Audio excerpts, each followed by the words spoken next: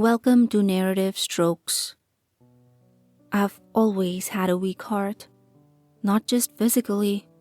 I've always been afraid of my own shadow. It was unsurprising when the doctors told me my heart murmur wasn't just a heart murmur. A year of tests, a year of therapy, constant trips to the hospital, and I was finally told that it had all been for nothing. My poor, weak heart wouldn't last till Christmas.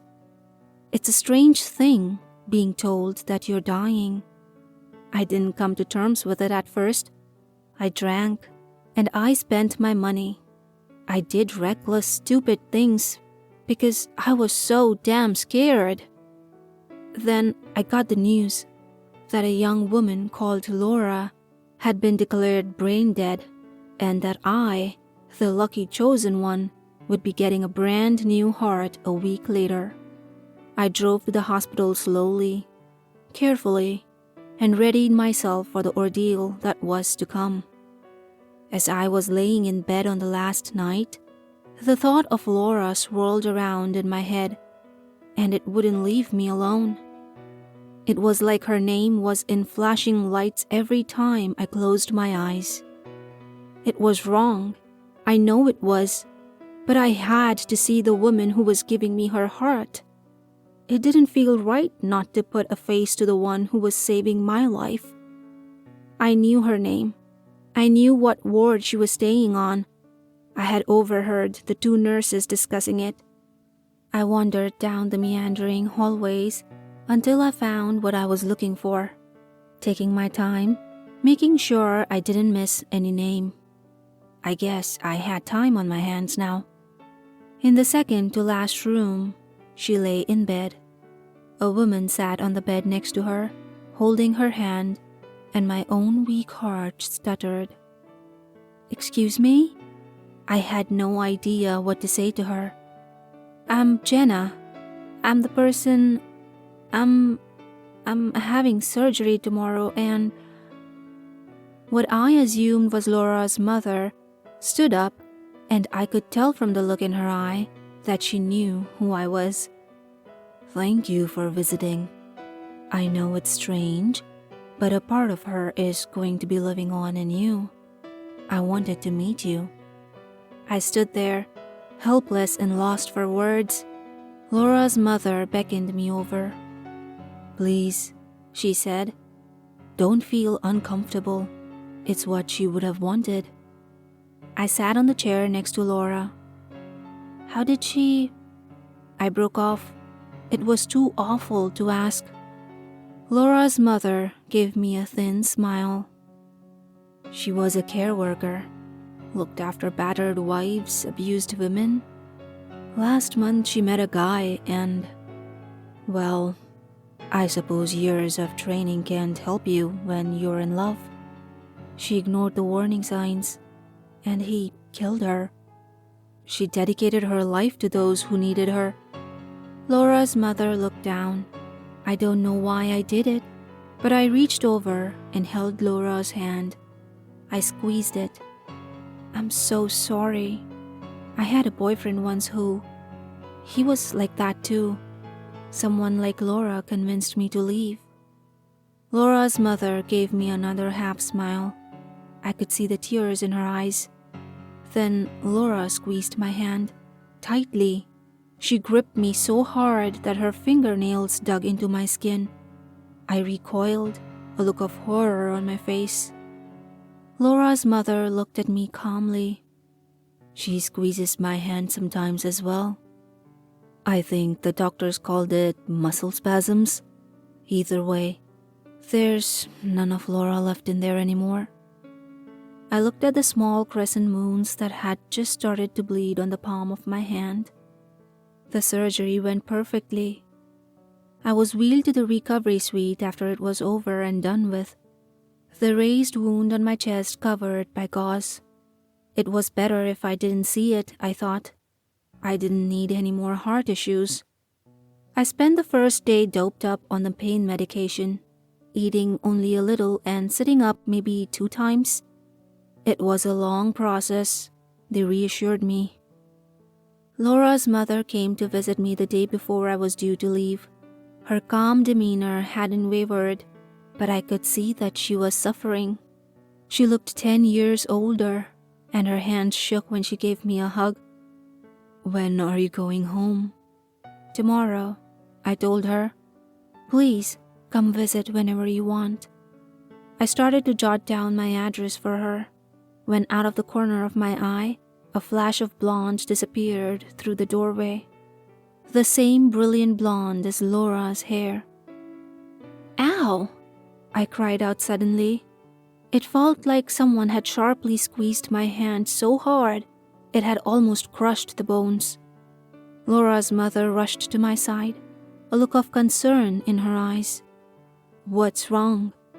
Is it your heart?" She stumbled over the last words, coming to terms with what she had said. I tried to reassure her and said I'd let the doctors know, and she left with a look of worry on her face.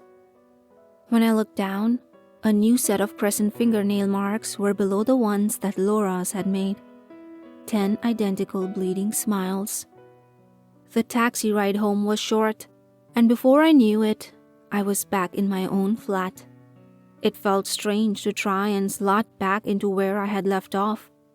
My life had been almost over the last time I had been here. I looked over the mess and the cardboard boxes, the remnants of one night where I had tearfully tried to pack and store my belongings so my parents wouldn't have to do it when I died. Laura's heart beat so strongly it felt like it would come out of my chest. It did this all the time, and I realized this was what a healthy heart must feel like. So why couldn't I shake my feeling of unease? That night, I had a dream. Laura was in her hospital bed, but her mother was gone. I could hear my heart, Laura's heart, beating in my eardrum so loudly it was painful. I tried to cover them, but my hands were pinned to my sides. Some unexplainable force was moving me towards the motionless figure of Laura on the bed. Her lips were blue, and the window had come open, whipping her blonde hair around her face. I was almost on top of her when her eyes flew open. They were milky white, the eyes of someone dead. "Get out," she rasped, her voice guttural. I could hear the heartbeat faster and faster, drumming until I thought I couldn't take it anymore. Then I woke up. The sound had been real. Laura's heart was so loud, it felt like it would rupture my eardrums, and I screamed in agony, trying to cover my ears. It was useless. It was coming from some deep place inside me. I could feel it reverberating around the hollows of my chest. I stumbled out of bed, gasping for air, and tried to find my phone. I needed to call someone, anyone, an ambulance, or my mom. Anyone that would pick up. "Get out." It was a faint whisper over the hammering thumps of Laura's heart, a low guttural voice that sounded like it had been made by an animal. And I crawled to the door, down the hallway, choking on my screams for help. My neighbor opened the door, his eyes as wide as saucers at the sight of me on the floor clutching my chest. He drove me to the hospital as I cried in the passenger seat of his car. After about 50 different checkups, the doctors told me that absolutely nothing was wrong with me. They told me my heart was regular, my blood pressure was normal, and that everything was going just swimmingly. I stood in the waiting area, wallowing in my shame and frustration. That heart didn't belong to me. My phone buzzed on the counter, an unknown number. Great. That was all I needed. More unexplained, scary things like a stranger on the end of the phone. My voice sounded small on the line. "Hello?" "Good morning. This is Thames Valley Police. We've called to report an incident that occurred in your flat at around 1:30 a.m. today." I felt a wave of embarrassment. "I'm so sorry. I recently had surgery and I wasn't feeling well. I had to have my neighbor drive me to the hospital. and I think I panicked a little in the hallway before I left. There was a small silence on the other end of the phone.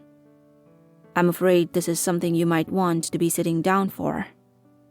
I felt Laura's heartbeats, strong and calm. There was an incident of forced entry by Mr. Samuel Matthews. According to our police records, he's your ex-partner and you filed a restraining order against him in September 2017. My blood ran cold. I did. He is in police custody. We found an automatic weapon on him, and we believe he had the intent to harm you. We have an officer currently stationed at your flat who can fill you in depending on how long your hospital stay will be. I thanked him and hung up the phone. For a moment, I leaned against the wall, the horror slowly spreading over me. If I had been in my flat 10 minutes later, he would have found me. Laura's heartbeats filled my ears again, but now they were gentle, calming. Her mother said she dedicated every part of her to helping those who needed it. I put both my hands on my chest, overwhelmed by my own gratitude, and listened to Laura. Thank you for listening to today's story. If you enjoyed it, then comment down below and let me know what you think. I'll see you next time with another story. Until then, keep smiling and don't forget to like and subscribe.